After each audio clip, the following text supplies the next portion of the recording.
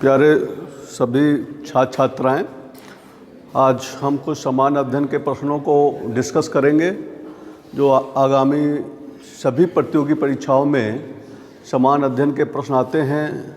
उन सभी प्रश्नों से आप लाभान्वित होंगे। तो आज के हैं डिस्कस करते हैं। स्वतंत्रता के पूर्व दिनों के आरंभ में किसने संविधान निर्मात्री सभा का विचार प्रस्तुत किया था? एम.एन. राय, doctor Ambedkar, Annie Besant, Pandit Nehru. आप बताएं पीछे। हाँ, और कोई बताए? पंडित नेहरू। और तुम बताओ अभिनव सिंह। और पंडित नेहरू। तो इसका सही आंसर जो होगा एम.एन. राय। एम.एन. राय। तो भारत के स्वतंत्रता से पूर्व कई भारतीय नेताओं ने संविधान निर्माण हेतु अपने विचार प्रस्तुत किए कि जिनमें सर्वप्रथम एम.एन. राय ने यह मांग उठाई थी। वर्ष 1922 में महात्मा गांधी ने भी अपने विचार प्रस्तुत करते हुए कहा था कि भारतीय संविधान भारतीयों के इच्छानुसार ही होना चाहिए। महात्मा गांधी जी ने कहा था कि भारतीय संविधान भारतीयों के इच्छानुसार ही होना चाहिए। और उसी समय 1924 में पंडित मोतीलाल नेहरू ने ब्रिटिश सरकार के सामने संविधान सभा के निर्माण की मांग को प्रस्तुत किया। और वर्ष 1946 में कैबिनेट मिशन द्वारा प्रस्तुत किए गए संविधान सभा के गठन के प्रस्ताव को भारतीय नेताओं ने स्वीकार कर लिया।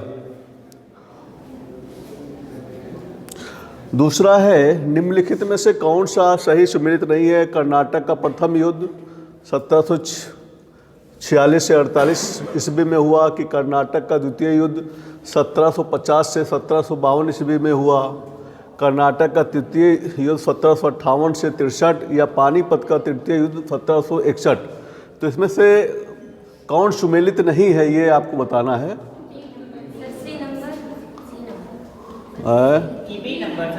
आप लोग बताएं। बच्चे नहीं, तो इसमें से ये जो है ये बी वाला होगा। तो ये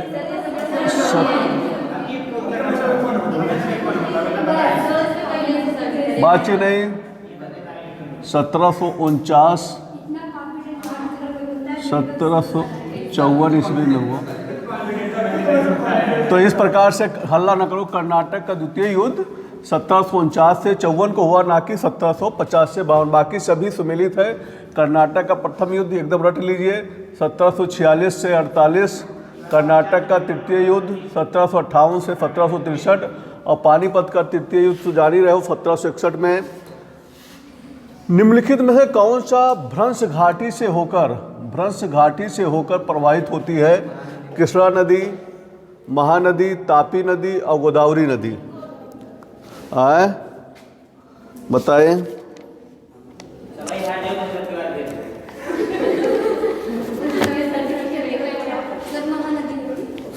और बताएं। कृष्णा नदी, महानदी, तापी, बाची रही, गोदावरी नदी बताइए। तुम बताओ पीछे। तो इसका सही आंसर होगा तापी नदी। तापी नदी। तापी या ताप्ती नदी प्रायद्वीपीय भारत की महत्वपूर्ण नदी है। बाची नहीं, ये दक्षिण भारत की तापी नदी महत्वपूर्ण नदी है। यह मध्य प्रदेश के बैतूल जिले के मुल्ताई के निकट सतपुड़ा पहाड़ियों से निकलती है। यह नदी भ्रंश घाटी से होकर प्रवाहित होती है। इस प्रकार नर्मदा भी एक प्रमुख प्रायद्वीपीय नदी है जो भ्रंश घाटी में बहती है। तो तापी नदी और कौन कौन सी है? एक नदी है नर्मदा नदी, पहला नदी ये, दूसरा नर्मदा नदी। ये दो नदियां भ्रंश घाटी में बहती हैं और ये मध्य प्रदेश की नदियां हैं। मौलिक अधिकारों की अवधारणा ली गई है यूएसए के संविधान से, कनाडा के संविधान से, ब्रिटेन के संविधान से या रूस के संविधान से? बताएं।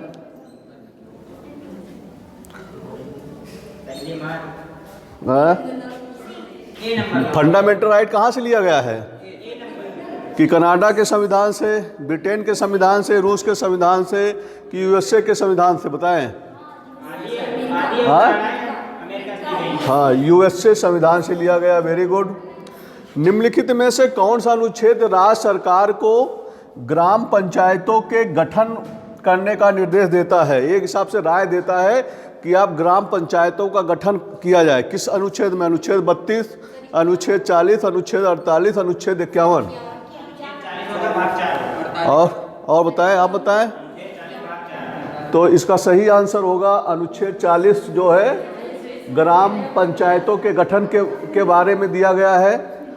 अगला क्वेश्चन है, भारतीय कृषि अनुसंधान संस्थान का बकरियों पर शोध का केंद्रीय संस्थान स्थित है? कौन सा है? भरतपुर में है, बीकानेर में है, अलीगढ़ में है, मखदूम मथुरा में है? इसको क्वेश्चन बताइए। भारतीय कृषि अनुसंधान का बकरियों पर शोध होता है, वहाँ पर विशेष तौर से बकरियों पर शोध का केंद्रीय संस्थान स्थित है। बाची नहीं, बताएं। बकरी के ऊपर शोध, उनके नस्ल को कैसे सुधारा जाए या और उसकी गुणवत्ता कैसे बढ़ाई जाए, उनके उपचार, रोग कैसे हैं उनको दूर किया जाए, तो यही तो शोध होता है। मखदूम मथुरा में, तो अब जानते हो मथुरा में भगवान कृष्ण जी का जन्मदिन भी मनाया जाता है, वहाँ उनका जन्म दिवस है। मथुरा में भगवान कृष्ण का जन्म भी वहीं हुआ था। तो कभी मथुरा जाए तो दोनों दर्शन करें। किसी भी पर्यटक स्थल पे जाए तो वहाँ जाए तो कहाँ पे है मथुरा? भारत के किस कहाँ पे है? उत्तर प्रदेश में है कि कहाँ है? हाँ, उत्तर प्रदेश में है। उत्तर प्रदेश के किस दिशा की में है? नहीं यार, आगरा के पास है, आगरा से थोड़ी दूर। तो मखदूम मथुरा आप लोग जाएं। Very good. उत्तर तो मथुरा के निकट है, मथुरा 40 किलोमीटर में है, तो कभी जाइए। आगरा जो है राजस्थान का अंतिम जिला है, वहाँ से 40-45 किलोमीटर में भरतपुर है, वो पहला जिला राजस्थान का पड़ जाता है। ये आगरा जो है राजस्थान और भारत का एक हिसाब से बॉर्डर है, वहाँ से सब नज़दीक है। राजस्थान वहाँ से काफ़ी नज़दीक है, वहीं से पास में मथुरा भी है। कभी जाने का अवसर मिले तो वहाँ देखिए, अकबर का किला है, फतेहपुर सीकरी है, बुलंद दरवाज़ा है। तो जब आगरा जाएंगे तो उसी के पास में वहीं पे खानवा का युद्ध भी हुआ था, हरियाणा में पानीपत का प्रथम युद्ध हुआ था। कभी जाने का अवसर मिले तो इन स्थलों को देखें। बातचीत नहीं भाई। भारत सरकार द्वारा आरंभ किया गया इंद्रधनुष कार्यक्रम किससे संबंधित है? बच्चों की शिक्षा से, बच्चों के टीकाकरण से, सामाजिक उत्थान से, या इनमें से कोई नहीं? बताइए। बच्चों के टीकाकरण से संबंधित है। निम्नलिखित में से दिल्ली में किस सुल्तान ने अमानवीय दंड देना बंद कर दिया था? अमानवीय दंड देना मतलब कि किसी व्यक्ति को हाथ काट लेना, पैर काट लेना, किसी को हाथी के पैरों से कुचलवा देना, या किसी को गर्म तेल देकर उस पर डाल देना, ये था अमानवीय। किसी की आंख निकाल लेना, तो ये सब प्रथा जो है पहले सल्तनत काल में बहुत ज़्यादा मुस्लिम शासक किया करते थे। अपने विद्रोहियों को अपने बहुत कठोर दंड दिया करते थे। तो ये कौन सुल्तान है जिसने अमानवीय दंड देना बंद कर दिया था? बताएं।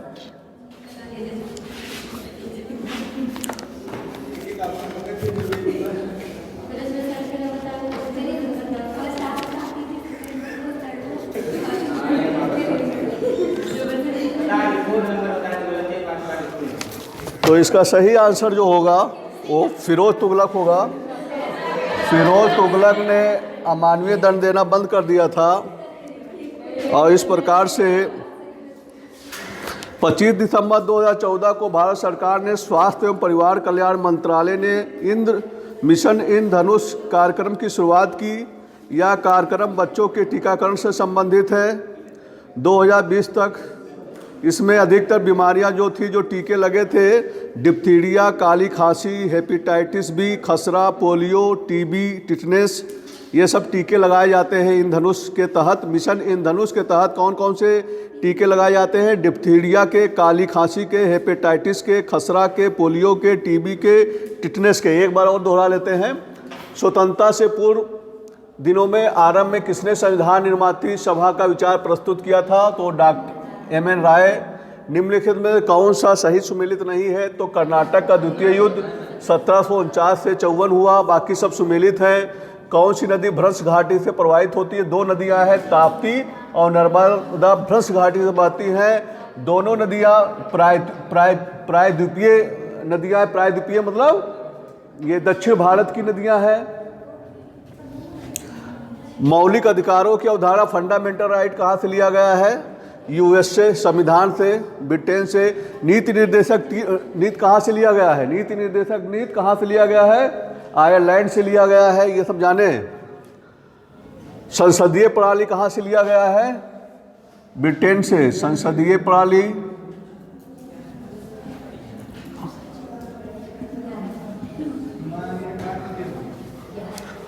निम्नलिखित में कौन सा अनुच्छेद राज्य सरकार के ग्राम पंचायतों को गठन करने का निर्देश देता है? तो अनुच्छेद 40। भारतीय कृषि अनुसंधान बकरियों पर शोध का केंद्रीय संस्थान कहाँ है? तो मखदूम मथुरा में है। और भारत सरकार द्वारा आरंभ किया गया मिशन इंद्रधनुष कार्यक्रम किससे संबंधित है? बच्चों के टीकाकरण से। मैंने बताया था हैजा, कलरा, सभी प्रकार के जितने हैं वो सब प्रकार के टीके लगाए जाते हैं जिससे बच्चे सुरक्षित रहें। निम्नलिखित में से दिल्ली के किस सुल्तान ने अमानवीय दंड देना बंद कर दिया था? तो फिरोज तुगलक। इस प्रकार से प्यारे विद्यार्थियों हमने कुछ समान अध्ययन के क्वेश्चन को चर्चा किया। अगर इसी प्रकार से हम आपको मार्गदर्शन करते आ रहे हैं तो हमसे जुड़ने के लिए हमारा channel target with Shailendra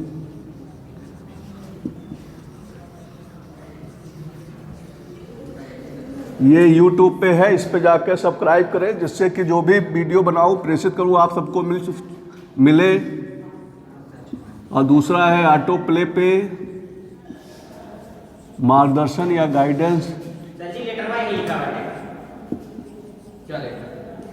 guidance है, यहाँ पर जाके आप फॉलो कर सकते हैं जिससे कि जो भी प्रतियोगी छात्र छात्राएँ हैं उससे लाभान्वित हो सकते हैं। आने वाले जो कोई भी परीक्षा हो, चाहे बीएड एंट्रेंस परीक्षा हो, चाहे बैंक की परीक्षा हो, चाहे रेलवे की परीक्षा हो, चाहे आपका टीजीटी हो, चाहे आपका यूजीसी नेट हो, सभी में समान अध्ययन के क्वेश्चन पूछे जाते हैं। असिस्टेंट प्रोफेसर में भी क्वेश्चन पूछे जाते हैं। तो आने वाले सभी प्रतियोगी परीक्षा पे इन समान क्वेश्चन का लाभ मिल सकता है।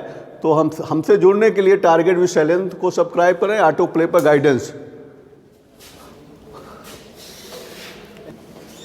हाँ, अगला क्वेश्चन देखते हैं प्यारे छात्र छात्राएं। उत्तर प्रदेश में विधान परिषद में वित्त विधेयक को कितने दिनों तक विलंबित कर सकती? विलंबित मतलब कि रोक सकती है।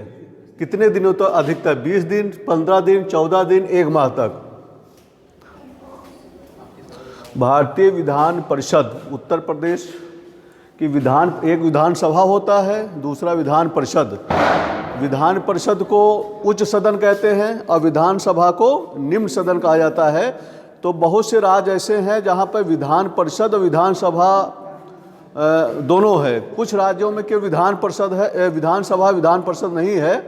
तो इसके बारे में चर्चा करेंगे अगले लेक्चर में। तो ये बताइए कि उत्तर प्रदेश में विधान परिषद में वित्त विधेयक को कितने दिनों तक विलंबित कर सकती है, मतलब अधिकतम रोक सकती है? तो इसका सही आंसर होगा 14 दिन तक ये रोक सकती है। बाची नहीं। भारतीय अनुच्छेद के निम्नलिखित में से किस अनुच्छेद के तहत उत्तर प्रदेश में महाधिवक्ता की नियुक्ति होती है? महाधिवक्ता की नियुक्ति होती है, बताइए कौन करता है महाधिवक्ता की नियुक्ति? अनुच्छेद 165 में बताया गया है कि अनुच्छेद 166 में, कि अनुच्छेद 167 में, कि अनुच्छेद 168 में?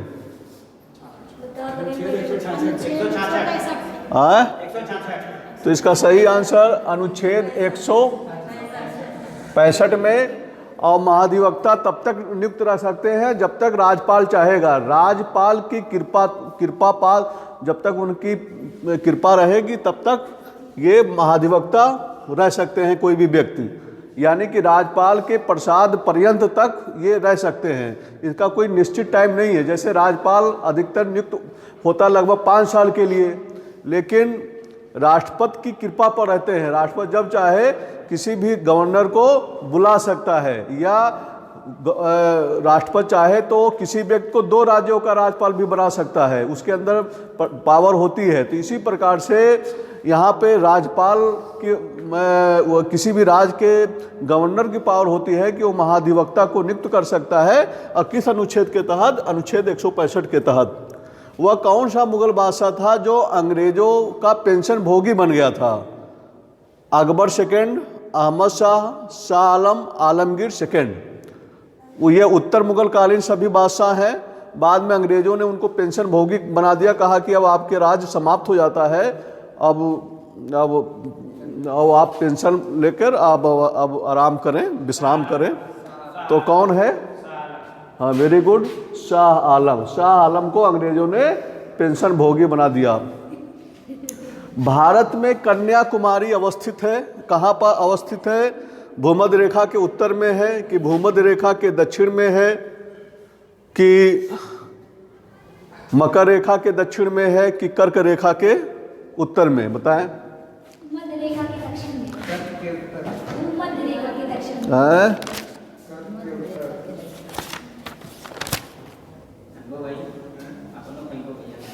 तो इसका सही आंसर होगा भूमध्य रेखा के उत्तर में है। कन्याकुमारी 8 डिग्री 8 अंश अक्षांश पर अवस्थित है, अर्थात यह भूमध्य रेखा के उत्तर में है। भारत का सुदूरतम दक्षिणी बिंदु इंदिरा पॉइंट या ग्रेट निकोबार में है, जबकि मुख्य भूमि पर कन्याकुमारी जो है तमिलनाडु में स्थित है। तो ये बेसिक चीज़ें हैं। तो भारत में कन्याकुमारी अवस्थित है भूमध्य रेखा के उत्तर। तो जैसे भूमध्य रेखा कहाँ होगा?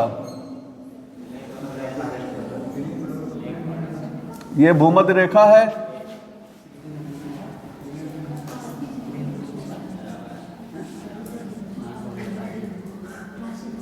तो भूमध्य रेखा के उत्तर है। तो कहाँ पे भूमध्य कन्याकुमारी स्थित है? भूमध्य रेखा के उत्तर कन्याकुमारी, भूमध्य रेखा के दक्षिण में, मकर रेखा के दक्षिण में। तो भूमध्य रेखा यहाँ पे है तो उत्तर इधर पड़ेगा, तो यहाँ होना चाहिए। जबकि तो भूमध्य भूमध्य कन्या अर्धकुमारी किस रेखा के मतलब है साइड में? मकर रेखा, कर्क रेखा, मध्य रेखा के उत्तर में कन्याकुमारी है, भारत के कन्याकुमारी। चलिए इसको देख लेते हैं। वैसे इसका आंसर यही है। तो ये उत्तर हो जाएगा, आप जानते हैं। ये नॉर्थ हो जाएगा और इधर जो ये हो जाएगा साउथ। आए अब इस पे अगर यहाँ होगा कन्याकुमारी तो ये साउथ होगा, ये यहाँ होगा तो ये हो जाएगा। तो इसको थोड़ा देख लेते हैं अगली बार से। और हम भूमध्य रेखा के उत्तर में निम्नलिखित पर्वतों में से कौन संयुक्त राज्य अमेरिका में स्थित नहीं है? रेड पर्वत नहीं है, ग्रीन पर्वत नहीं है, व्हाइट पर्वत नहीं है कि ब्लैक फॉरेस्ट पर्वत नहीं है? बताएं।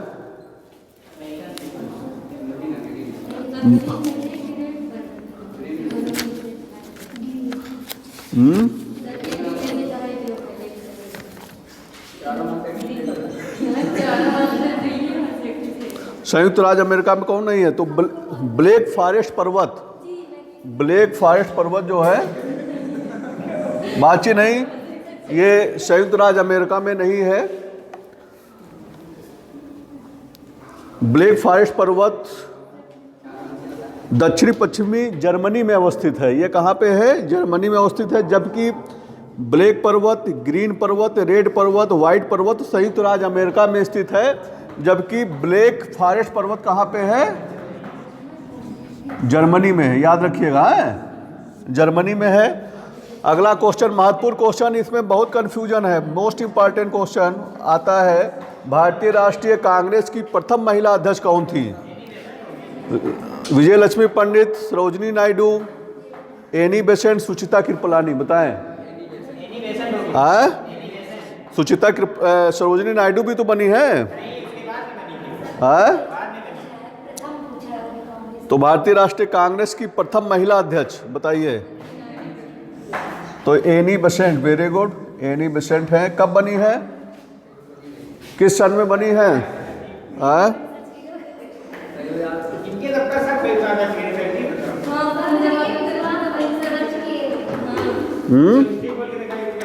तो एनी बेसेंट जो है 1917 के अधिवेशन में बनी है। पहली भारतीय प्रथम महिला अध्यक्ष एनी बेसेंट है। और सरोजिनी नायडू जो है, बातचीत नहीं, तुम लोग आप बात काहे करो। 1925 में कानपुर अधिवेशन में ये भारत की प्रथम महिला अध्यक्ष कांग्रेस की बनी है।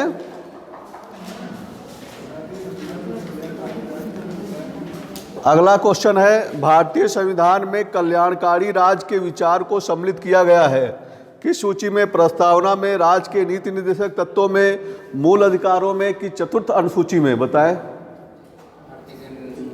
राज्य के नीति निर्देशक तत्व। और कोई बताए?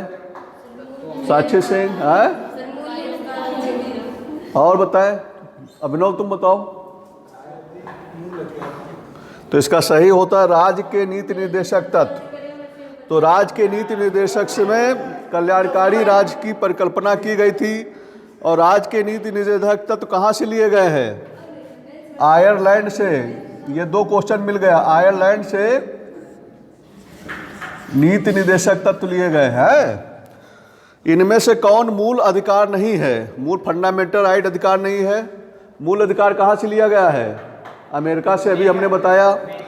शोषण के विरुद्ध अधिकार, समान कार्य के लिए समान वेतन, कानून के समक्ष समानता, धार्मिक स्वतंत्रता का अधिकार। बताएं।